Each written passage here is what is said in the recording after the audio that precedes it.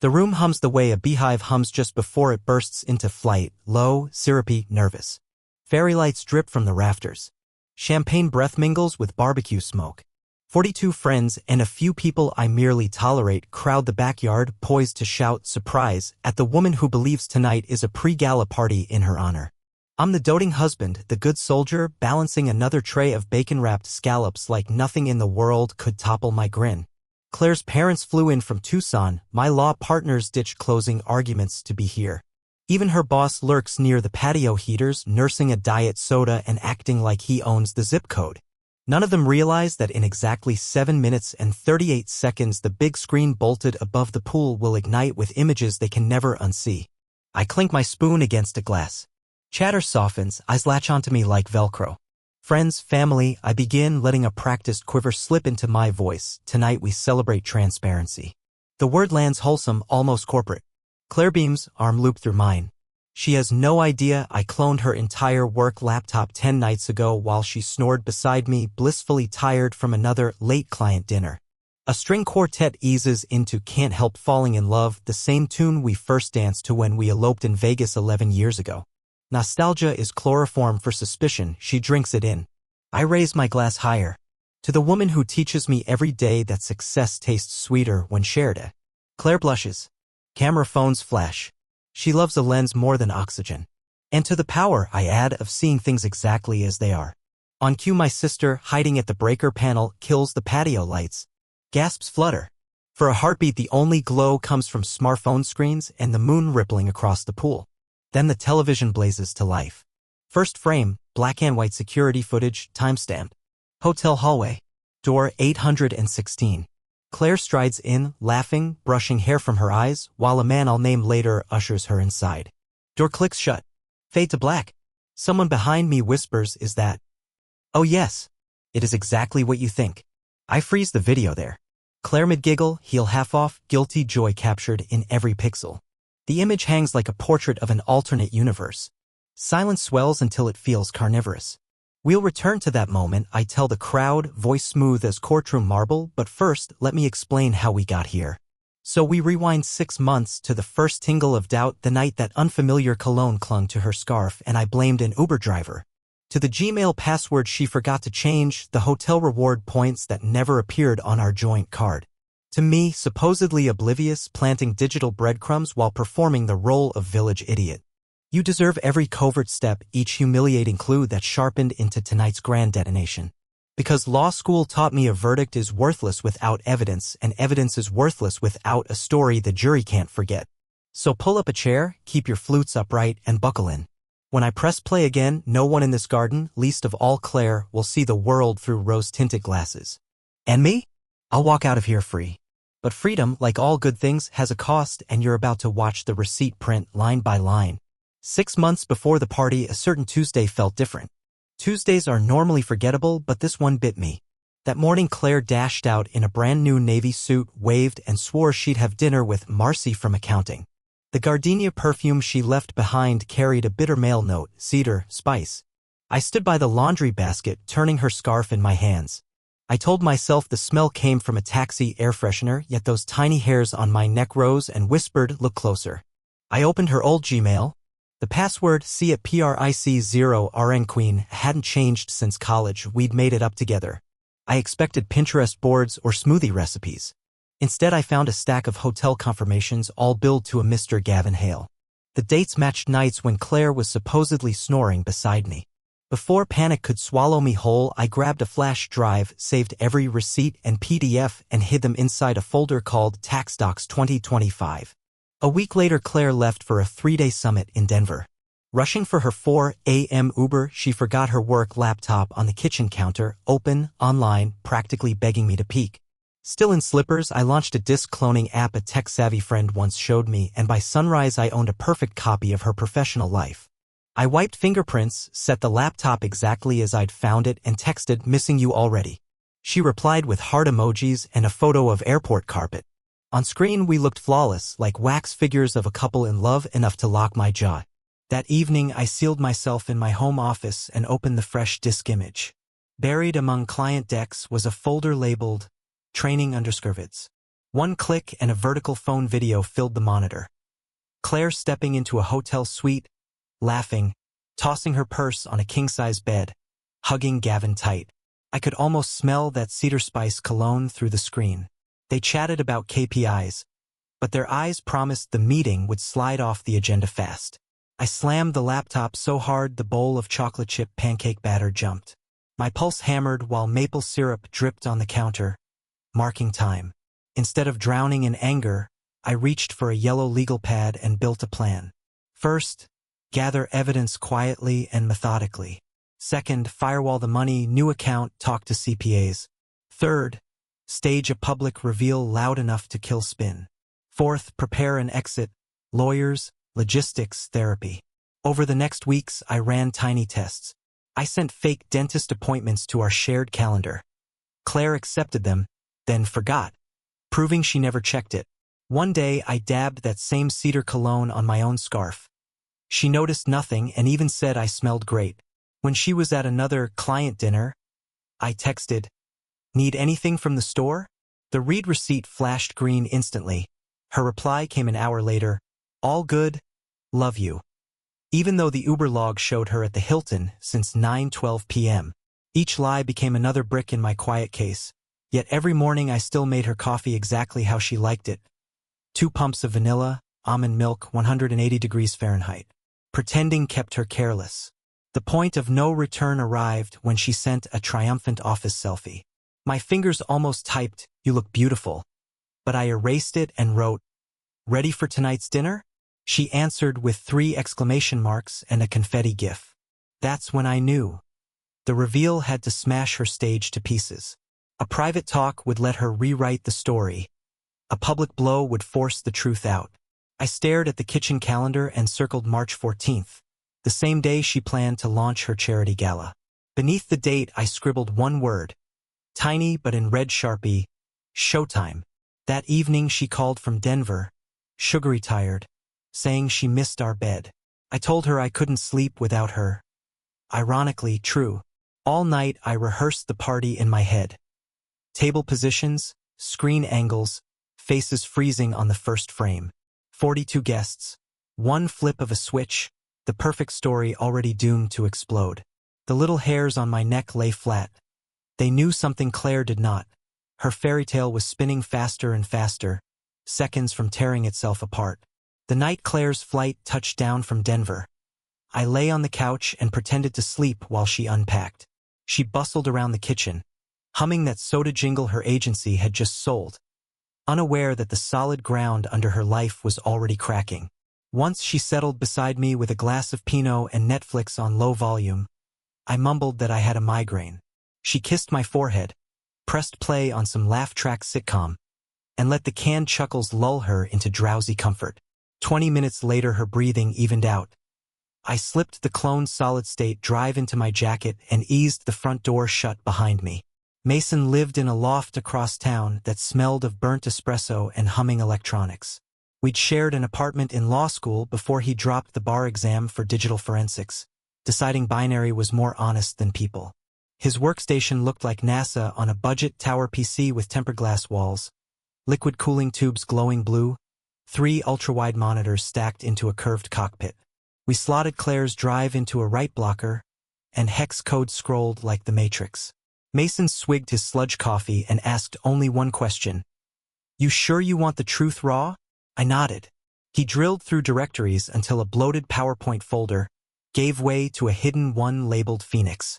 Inside, more than 90 phone videos, each between 30 seconds and 2 minutes. They played without sound, but every frame screamed. Claire slipping a key card into hotel door 816. Claire riding an elevator alone, then erupting into Gavin's arms when the doors opened. Claire smoothing her blazer in a parked rental before leaning across the console for a kiss. They weren't careless. They were rehearsed, almost proud. Souvenirs of forbidden business trips. My heartbeat pounded so loudly the cooling fans seemed to sink to it. Mason switched to a spreadsheet titled expense_IR. Each line item showed a wire of $9,999, pennies below the automatic compliance threshold. Approved by Claire's digital signature, and routed to a shell called GH Advisors. Gavin Hale's initials. Fraud written in neon. Married betrayal was awful. Federal financial crime was a nuclear warhead. My divorce case had just grown talons. He dumped the evidence onto 2 identical flash drives, one for immediate use, one for a bank vault. Encrypt them twice, he said, and store the backup where Gavin's counsel will need a warrant, a locksmith, and a miracle. I shook his hand harder than I meant to, then drove through empty streets that looked freshly painted, as if the city itself had been redrawn while I was inside. Back home the house slept. Claire's laptop upstairs glowed at 74% on a routine update, innocent as a baby monitor. I hid Mason's USB behind a dummy HVAC vent in my study next to color-flagged hotel invoices and printouts of every $9,999 transfer. A paper trail laminated in chronological order because judges trust tidy timelines. Afterward, I stood over our bed and watched Claire dream. For one dangerous moment, I wanted to shake her awake, demand a confession, ask whether Gavin's cologne tasted of cedar or of conquest. Instead, I slid under the covers. She rolled toward my chest, murmured, "Love you," and I stared at the ceiling until dawn smudged the blinds with gray light. Morning routine kept the mask polished. I brewed her almond milk latte, 2 pumps vanilla, 180 degrees Fahrenheit, packed her lunch, and waved as she drove off. 2 hours later, I shifted a third of our liquid savings into a new account that required only my signature. By afternoon, I'd booked a safe deposit box, hired an SEC-seasoned accountant, and ordered a case of Philips Hue bulbs plus 40 silent disco headsets, ambience for the charity gala. I told Claire when the boxes arrived. She giggled, thrilled to see me so supportive. Nights became rehearsals. I mapped cable runs through the flower beds, programmed my phone so a single swipe would cut patio lights, strobe the Hue bulbs, spotlight the poolside screen, and push video audio into every headset even if the main speakers were yanked. I printed 16 envelopes, divorce petition, fraud dossier for HR, anonymous SEC tip, copies for Claire's parents just in case. Each sealed envelope felt like another brick in a fortress I would sprint behind once the reveal detonated. 3 evenings before showtime, Claire admired her reflection in a new cocktail dress and asked whether I was nervous hosting so many VIPs. "I'm counting on you to own the spotlight," I said. She squeezed my hand and replied, "You know I've got you." The irony burned hotter than the soldering iron I'd used to hide my control switch inside a planter. On March 10th, 4 days left, Claire overslept. I set her latte on the nightstand. She smiled at me, then down at a text notification that read, "See you soon," winking face. The tiny hairs along my neck rose like sentries on a fortress wall. Evidence locked, lights tested, guest list confirmed. All that remained was striking the match and letting the truth burn itself onto the night sky in 60-inch 4K. Getting even is lonely work until you build a crew. I started with Mason because he already knew more than any sane friend should. Over burgers at a hole-in-the-wall diner, I slid a napkin across the Formica. On it I'd sketched a crude flowchart. 7:03 p.m., lights out. 7:04 p.m., screen on. 7:05 p.m., audio override. Mason studied the arrows, then raised one eyebrow. Full blackout. Blackout, strobe, then warm spotlight on Claire, I said. I need the room to feel smaller than her lies. He wiped ketchup from his beard, grinned the way he used to when we'd argue landmark cases for extra credit, and said, "We'll need synchronized triggers. And fail-safes. Lots of fail-safes. Fail-safe number 1, redundant power." Mason ordered 2 UPS bricks rated for server racks. If Claire's boss panicked and yanked the breaker, the projector and media hub would ride out the darkness for 10 whole minutes, long enough to brand the images into every retina present. Failsafe number 2, network shadow. He built a hidden Wi-Fi mesh named printer_2G that connected only my phone, the media hub, and a Raspberry Pi running a looping shell script. If someone tried to kill the stream at the router, the Pi would sense the drop and play the files locally, no buffering, no mercy. Next I called my sister Emily. 5'2", stage lighting prodigy, Broadway credits, zero chill for infidelity after her own divorce. I found her in an empty theater rewiring a moving head fixture. "Need your help," I whispered. She lowered her wrench, saw my face, and said, "Tell me which veins to cut." I told her about the videos, the spreadsheet, the $9,999 wires. She listened in the half-light, pupils dilating like floodlights. When I finished, she rolled the fixture toward me. "This baby's got 540-degree pan, UV, strobes, and a blinder mode that feels like Judgment Day. Give me your backyard dimensions and I'll make sinners blink." That night the three of us met in my garage, blueprints taped to cardboard, cables coiled like snakes, takeout cartons piling up. We built a storyboard the way filmmakers block a heist sequence. Scene 1. Champagne toast, happy chatter, phone cameras rolling. Scene 2. Lights snap to black, quartet fades on a minor chord Emily will cue with DMX software. Scene 3. Projector ignites on the freeze-frame hallway kiss. Scene 4. Audio track, Claire's laughter spliced with Gavin's budget talk, bleeds through silent disco headsets. The crowd hears secrets inches from their ears. Scene 5. Lights surge to white. I step forward with a stack of envelopes, each stamped Exhibit A. Emily marked every beat in neon Sharpie. Mason scripted automation so one swipe on my phone would trigger the whole cascade, yet any interruption would spawn a backup. We tested in the dark until neighbors complained about the strobing through my garage windows. 2 weeks out, I rehearsed my dialogue.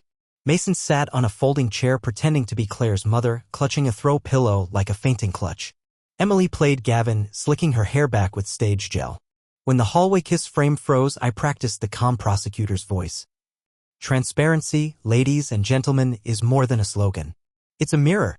What you're about to see is the unfiltered reflection of two executives who thought compliance was optional. Mason fakes wound. Emily cackled. I barely smiled. I needed muscle memory, not comedy. But every plan needs leverage outside the lights. I booked a quiet lunch with Trisha Rollins, the firm's lead compliance officer, a woman rumored to terrify junior partners by merely straightening her glasses. I handed her a slim folder, 3 hotel invoices, 2 wire logs, 1 still of Claire's e-signature. Consider this a courtesy, I said. Your regional manager's name surfaces in all of it. Trisha flipped pages, expression unreadable. Why bring it to me first? Because after March 14th the fallout will be public and I prefer the company handle fraud internally before federal agents do. She closed the folder carefully like arming a bomb and said she would attend the party. RSVP, yes plus HR. Leverage secured. At night I lay awake picturing dominoes. Claire knocks over the first one when she raises her glass, gravity and circuitry do the rest. Yet a stubborn part of me wondered if she might confess before showtime, spare herself the theater. Each morning disproved the thought, fresh lies, new calendar blocks, more cedar spice on her collar. One final tweak remained, fail-safe number 3, moral witnesses. I emailed an old college chaplain, Father Jim, and asked him to bless the charity kickoff. He agreed, honored to offer an invocation. The irony tasted medicinal. A priest would be present when the truth unrolled like revelation.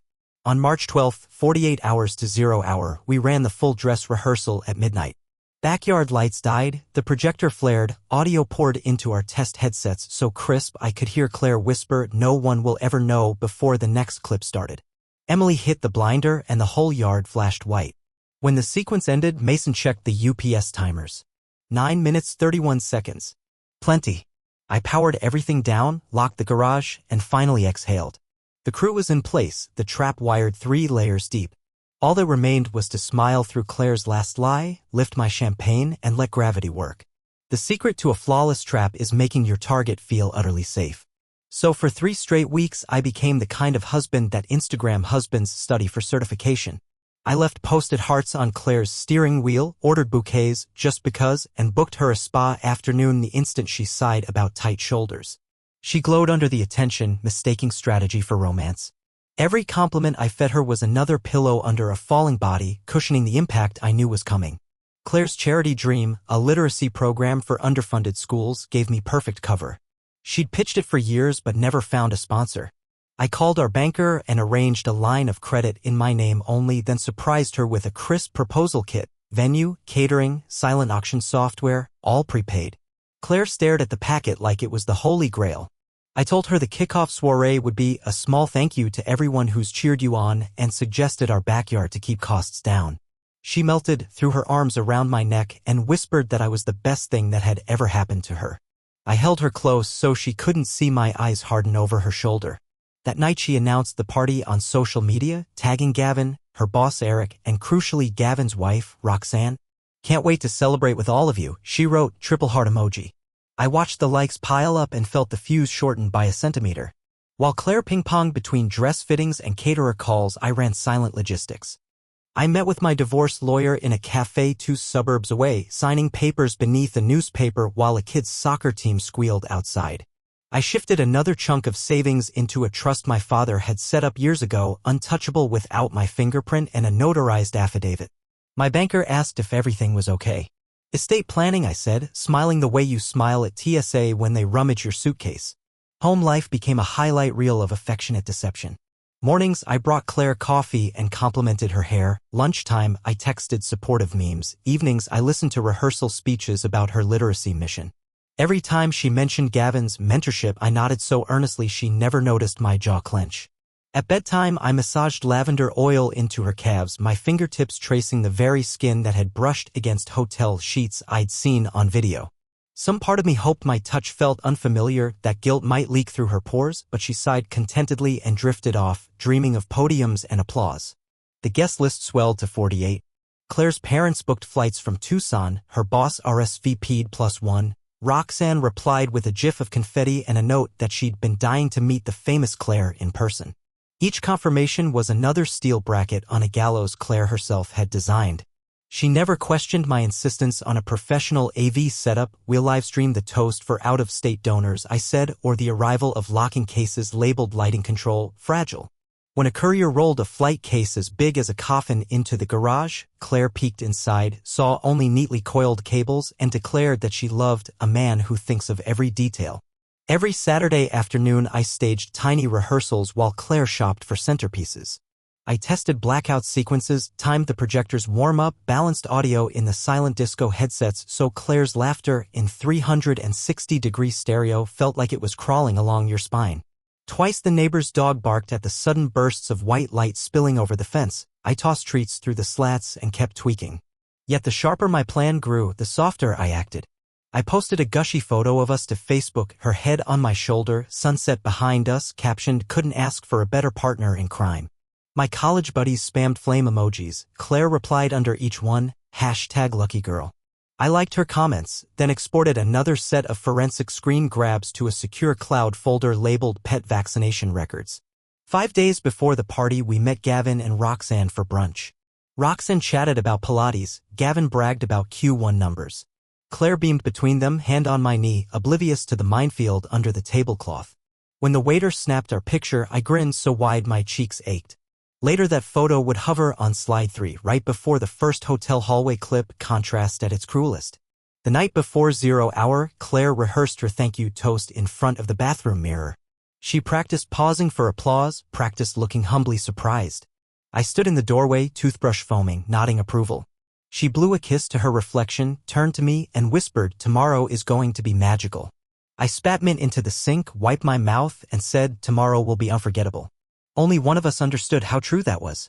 3 dawns remained, and the whole operation felt like a telescoping blade, slim, silent, impossible to stop once it locked open. I started Monday by meeting my CPA, Helen Tran, in a windowless office smelling of toner and stale coffee. She specialized in marital asset triage for high-net divorces in fault states, which meant she could gash a joint balance sheet so neatly the IRS would applaud the stitchwork. I handed her a folder marked draft estate planning, but inside waited itemized transfers, enforcement clause prenup excerpts, and a notarized statement of Claire's infidelity, complete with thumbnail stills. Helen read in silence, then tapped the prenup paragraph that awarded me 90% of discretionary assets if Claire were found guilty of egregious marital misconduct. "Video counts as egregious," she whispered. "Wait till you hear the soundtrack," I said. By lunch, she'd routed the final tranche of liquid funds through an irrevocable trust in my name alone, release contingent on my biometric key, and a physician's letter of incapacity. If Claire filed any emergency injunction, the probate court would still need 2 doctors and a month of hearings to pry it open. The sword was now in its scabbard, and only I knew the release word. That afternoon, I took a scenic detour past Claire's agency. From the sidewalk, I could see her window, blinds half drawn, her silhouette gesturing in what looked like triumph. Maybe she'd won another account. Maybe she was rehearsing tomorrow's bright-eyed gratitude. I snapped a photo with my phone, timestamp, geotag, just another alibi brick in the wall I was building. At 3 p.m., I met with HR Director Phil Hammond in a coffee bar across from the courthouse. I'd emailed him a single JPEG, the expense spreadsheet row highlighting those tidy $9,999 wires. That alone had earned me this off-site meeting. I slid him a sealed envelope. "Open it after 5 tomorrow," I said. You'll either thank me or subpoena me, but you won't accuse me of blindsiding the company. He weighed the envelope like it might hiss. Is this blackmail? Call it preventive compliance. I sipped my Americano. Also, check who's copied on the whistleblower email scheduled for 7:10 p.m. If you act fast, the SEC never has to know your name. Phil's throat bobbed. He slipped the envelope into his briefcase without another word. One more knot cinched. Evening painted the sky sherbet orange as I parked 3 blocks from home, habit now in case Claire glanced at the driveway timestamps. Inside, the garage had become a command bunker, flight cases stacked like monoliths, cables labeled in neon tape, UPS batteries humming. Emily perched on a stool, laptop balanced on her knees, refining DMX cues. Mason lay on his back under the media rack, tightening BNC connectors. Final diagnostic, he called. We lose house power, we still have 931. You lose Wi-Fi, Pi takes over. You lose your nerve, well, that's not in my code. I handed him a 6-pack of cold brew and checked the master tablet. One swipe triggered a silent countdown overlay, 5, 4, 3, and the backyard lights obeyed like trained dogs. The projector stuttered to life on the freeze frame of Claire kissing Gavin, paused at the moment her heel lifted off carpet. Even in rehearsal, the image stole my breath. Claire texted at that exact second. Running late, grabbing tie, pad, see you okay? Perfect. You read my mind, I replied, thumb steady. She'd never know I was staring at her digital doppelganger while we negotiated noodles. After Mason and Emily left, I assembled a final kit on my desk. 2 leather folders of divorce papers color-coded for jurisdictional filing. A separate packet for Claire's parents explaining why I'd done this publicly with directions to a prepaid hotel. 1 USB labeled friendly tip addressed to Roxanne Hale containing only the hotel montage and a note, file before he does. I sealed everything in heavyweight envelopes, wax-stamped each with a cheap brass scale of justice seal I bought online at midnight. The melodrama felt right, truth like theater benefits from a little ornament. Midnight found me in the backyard one last time. The pool water mirrored a sky scraped clean of stars, tomorrow's stage waiting. I imagined the ripple when champagne flutes clinked, the hush when lights vanished, the collective inhale when the screen flared white. In the quiet, I heard coyotes yip beyond the fence line and wondered if they sensed blood in the air. Inside, Claire slept sprawled across the bed, rehearsal note cards still clutched in her fingers. I eased them free, read the opening line, transparency begins with gratitude. My laugh was silent but shook my shoulders. I placed the cards on her nightstand, kissed her temple, and whispered the only promise I had left. Tomorrow, you'll have all the transparency you asked for. 2 dawns to go. The blade was fully extended. All that remained was the final flick of the wrist. Sunrise on March 14th feels like someone's pulled a sheet of thin ice over the world, glossy, fragile, ready to crack. My phone alarm hums at 6 a.m., but I have been awake for hours listening to Claire breathe in the dark. At 6:01 she rolls toward me and eyes still half closed, whispers, big day. Her tone is syrupy with pride, not nerves. I kiss her forehead and answer, biggest yet, meaning it with a precision she cannot fathom. While she showers, I study my reflection. A wrinkle creases the corner of my mouth new from all the smiling practice. I flex my jaw until it smooths, then pull on the light blue shirt Claire once called my trust me, I'm a lawyer color. I brew her latte, 2 vanilla pumps, almond milk, 180 degrees Fahrenheit, always 180, and carry it upstairs. Claire steps out in a silk robe, towel turban on her head. She looks electric, alive, the heroine of her own documentary. You're spoiling me, she giggles, sipping the latte. Every queen needs a cupbearer, I tease, bowing low so she can't see my eyes harden when the cedar spice of Gavin's cologne flickers around her collar. By 9 a.m. vendors fill the driveway. Emily oversees the lighting rig with the focus of a surgeon. Mason lugs UPS batteries like oversized bricks. Claire flits between them handing out homemade muffins, oblivious that she's feeding her executioners. The florist arrives with white hydrangeas, Claire's favorite, and arranges them in clear cylinders around the pool. The hue lighting tests bathe the blooms in soft gold. Ambience goals, Claire exclaims, snapping photos for Instagram stories. Hashtag Transparency Gala. Every ping of her phone shortens the fuse. Roxanne has landed. Gavin texts he's running last-minute slides. Claire's mother wants to know if she should bring an apple pie. I reply from Claire's phone. Pie would be perfect. See you soon. It feels treasonous. Yet I'm merely speeding fate along a rail she forged. At noon, the string quartet rehearses under the pergola. Their cellist thumbs the first bars of Can't Help Falling in Love. The melody floats across the water like a ghost of our Vegas elopement. For a moment it stings. 11 years of inside jokes, midnight road trips, whispered plans for children who never arrived. I steady my breathing. Sentimentality is a luxury saboteurs cannot afford. 1:30 p.m. Claire's makeup artist commandeers the upstairs guest room. Powder wafts under the door. I pace the hallway rehearsing my toast. To transparency, to the sweetness of shared success, and to seeing things exactly as they are. The words now taste metallic, as though cut on the edge of a razor. Downstairs, Emily cues the hue bulbs through one last DMX sweep. Mason nods. Power reserves at 100%. I thumb the hidden control app on my phone. A single swipe darkens the foyer, triggers the projector test pattern in the backyard, then restores daylight. Failsafe confirmed. My pulse stays steady. 3:45 p.m. delivery trucks vanish, replaced by valet attendants in black vests. Claire descends the stairs in an emerald cocktail dress that makes everyone else look like background color. She spins once and asks, "Too much?" "Just right," I say, snapping a photo. She thinks it's for memories. I know it will serve as the cover slide before. She leans in for lipstick check and murmurs, "I still can't believe you did all this." My smile is landlocked. "Anything for you." 5:05. The first guests stream through the side gate. Law partners, Claire's team members, a few neighbors curious about the string quartet. Small talk bubbles like seltzer. I play genial host, topping off Prosecco, steering people toward the selfie wall Emily built from LED strips. Claire glides from cluster to cluster collecting compliments the way magpies collect foil. When Gavin arrives alone, no Roxanne yet, Claire's posture straightens 2 degrees. He hugs her a moment too long. Their eyes lock, communication silent but unmistakable to anyone who knows the Morse code of adultery. I watch stone still cataloging. Gavin thanks me for hosting, calls the setup next level. I grip his hand, pulse calm, and answer, "The reveal tonight will be unforgettable." He assumes I mean the charity pitch. 6:40 p.m. golden hour paints everything cinematic.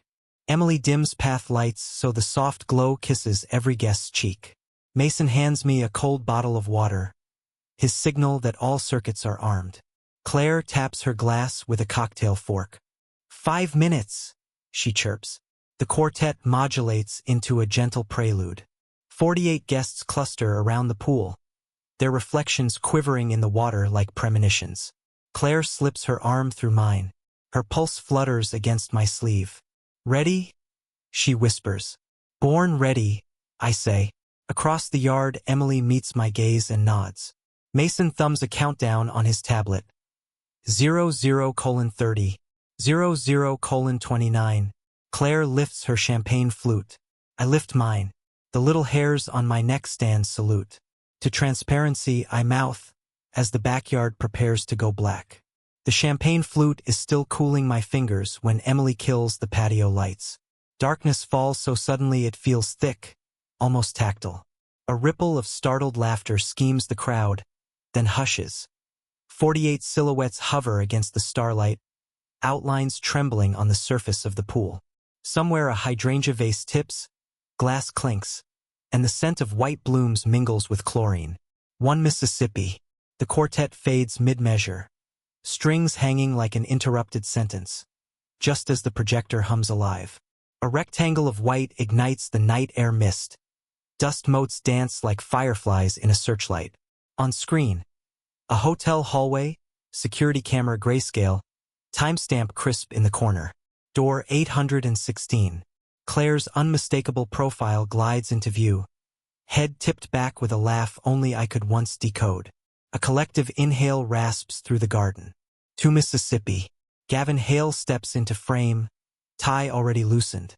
He presses a fingertip to the camera lens, as if he knew it was there, and coaxes Claire inside. Before the door shuts, her shoe slips off her heel. A tiny, intimate clumsiness that makes the moment too real.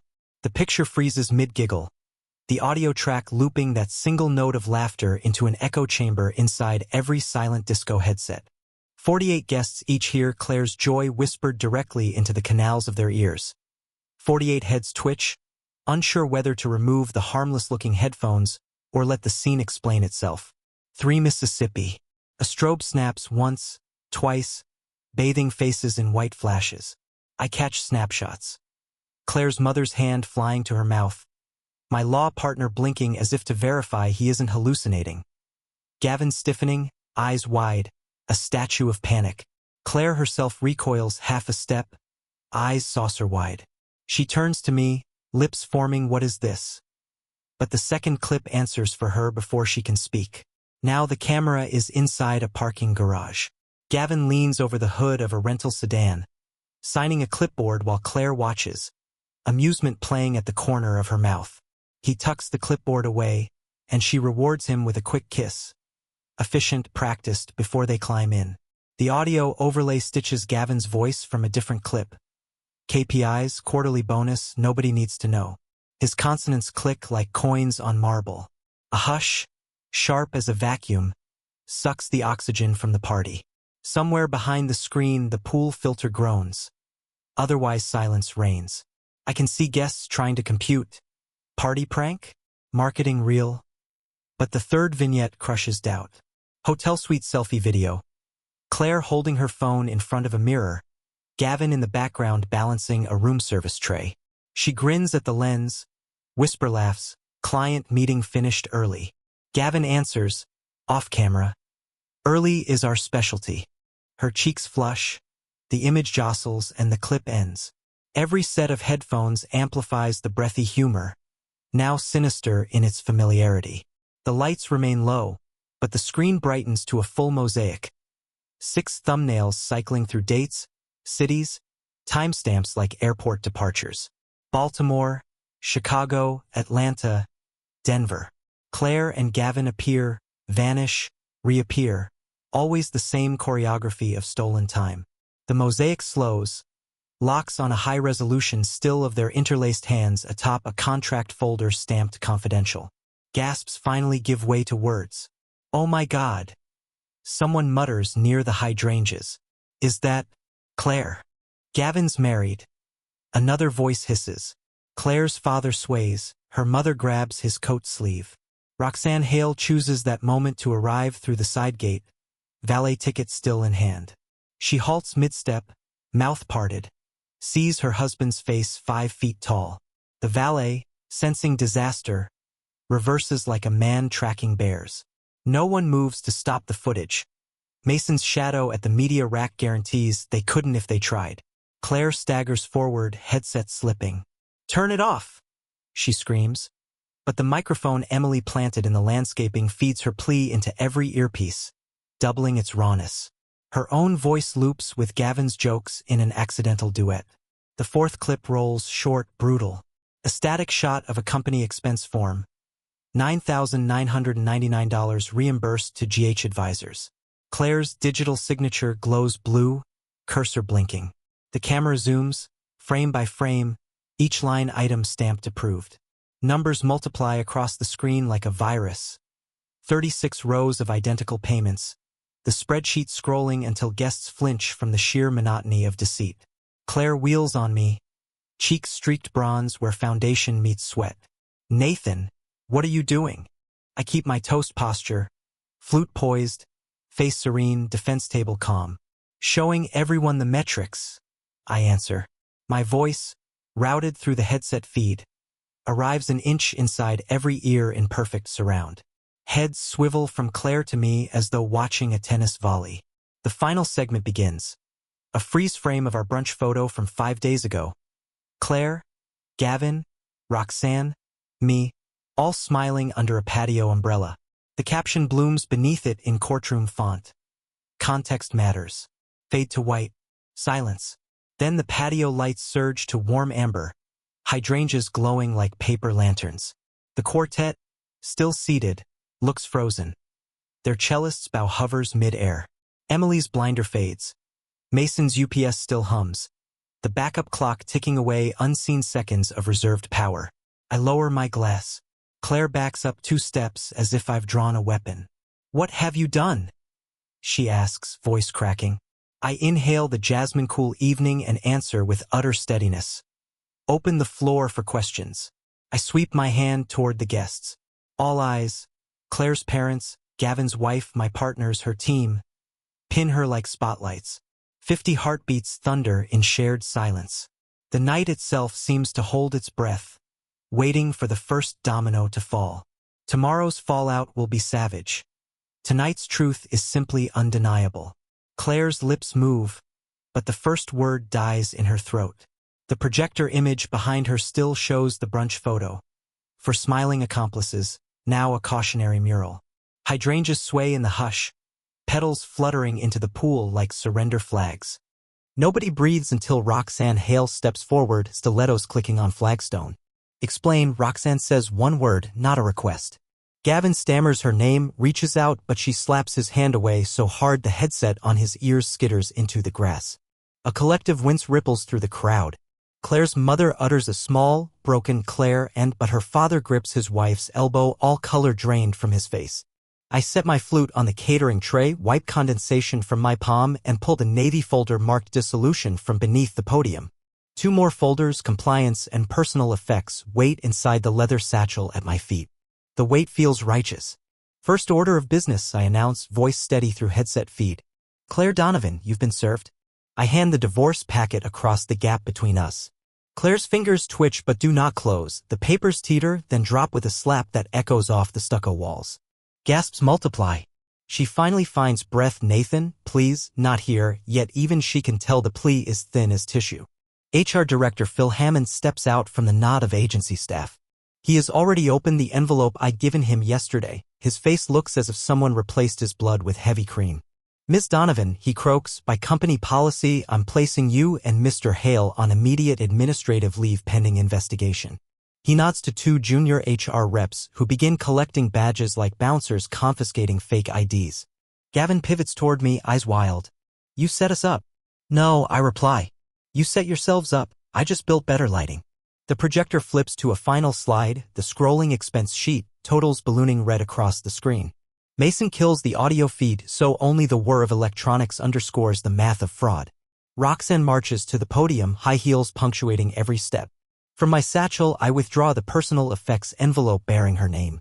She tears it open, sees the USB inside, and nods once, an unspoken pact of mutual survivors. Her gaze never leaves Gavin as she says, loud enough for every microphone, I'll see you in court and in church, whichever punishes faster. Gavin's shoulders slump like sandcastles under surf. Somewhere beyond the fence a neighbor's dog begins barking, triggered by strobe flashes. Minutes later police lights flicker blue outside the gate. A pair of officers stride in, responding to a noise complaint. Their presence hushes even the hydrangeas. I greet them with the calm of a practiced attorney, hand over the slim compliance folder and a spare USB. Potential evidence of corporate fraud, I explain, citing statute numbers out of instinct. The senior officer raises an eyebrow, pockets the drive, and asks if anyone requires medical assistance. No one answers, the wound here is of another kind. Claire finally bends to retrieve the divorce papers, hands trembling. Nathan, we can discuss this privately, she whispers into the mic meant for her triumphant toast. Every guest hears the crack in her voice. I shake my head. Privacy ended the moment you chose secrecy. Emily, perched at the lighting console, ramps the hue bulbs to a sterile, courtroom white. Shadows vanish, there is nowhere left to hide. My last duty is brief. I open the satchel a final time and lift a stack of sealed envelopes addressed to guest, confidential. One by one I distribute them, evidence copies, witness statements, my own sworn affidavit, ensuring the story cannot be buried. When I reach Claire's parents, her mother tries to meet my eyes, but guilt drags her gaze to the lawn. The projector fades to white, exhaust fan cycling down. Mason powers off the UPS, Emily lets the quartet lights warm to amber again. In that softer glow the party looks like a battlefield after the smoke clears, petals on water, overturned chairs, champagne flutes half full and wholly forgotten. I step back, shoes crunching on scattered gravel, and feel the strange buoyancy of severed weight. The noose has tightened, the blade has dropped, the verdict is public record. I walk past Gavin clutching his split lip, past Phil dialing legal, past Claire frozen mid-aisle as if glitching between realities. At the gate the officers hold it open, one nods as though he understands and maybe he does. Outside, the night air tastes of cold metal and jasmine. Far behind me someone begins to sob, whether from loss or relief I can't tell. I keep walking, each footstep carving the first lines of a new map. The garden's glow recedes, shrinking to a pin of light, then nothing. For once, the little hairs on my neck lie peacefully flat. Tomorrow will bring lawyers, headlines, and depositions. But tonight ends here, the truth flashed 10 feet tall, the lies small as dust and projector beams now gone dark. 203 sunrises have passed since the night the screen went white. I count them in coffee spoons and surf sessions, in therapy breakthroughs and 8-hour sleeps that no longer bolt me awake at 3 a.m. gasping for a story to control. I live now on the Carolina coast, in a weather-blasted cottage that smells of salt, cedar, and second chances. Most mornings begin the same, gulls screech, kettle whistles, wetsuit clings cold against my ribs, and I jog barefoot over pale sand until the Atlantic swallows my board and me together. Waves are honest, they rise, they break, they recede. No hidden folders, no expense reports, no midnight elevators. Just physics and surrender. The legal storm peaked early and loud.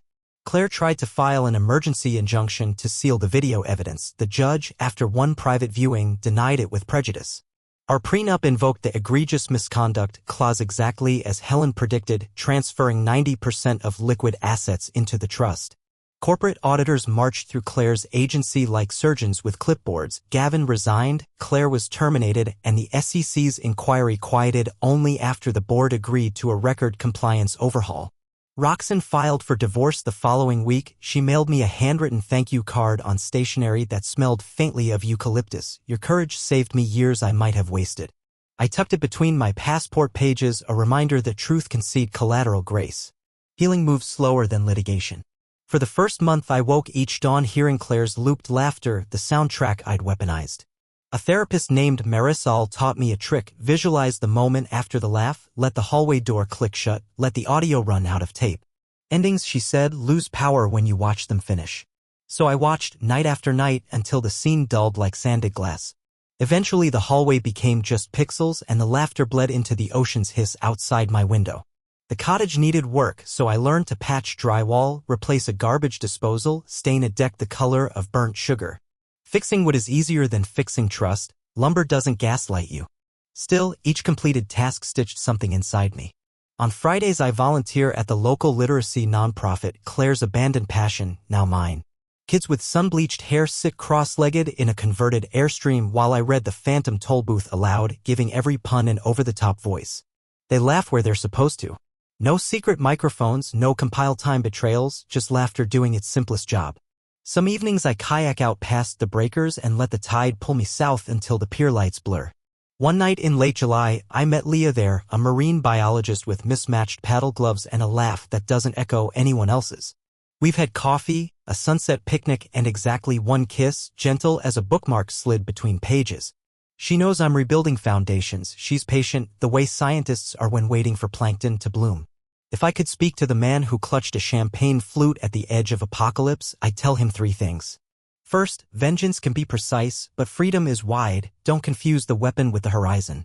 Second, some bridges deserve the fire, but stand far enough back that the smoke doesn't follow you home. Third, trust isn't a binary switch you flick on in others, it's a dimmer inside yourself, rising degree by cautious degree. This morning, Marisol asked how I define success now. I pictured yesterday's dawn patrol, board skimming glassy water, lungs full, no narrative tugging at my ankle like kelp. Success, I told her, is waking up curious instead of vigilant. Tomorrow Leah and I will drive inland to visit a farmer's market. I'm bringing a lemon meringue pie recipe from Claire's mother, of all places. Life is messy that way, threads snap, weave, and tie into patterns you never sketched. But storms pass, screens go dark, and the ocean keeps teaching the same lesson in every curl of spray. Let go, lean forward, ride what comes, and when the board kicks free, stand tall, look where you want to go, and glide into whatever waits on the other side of the break.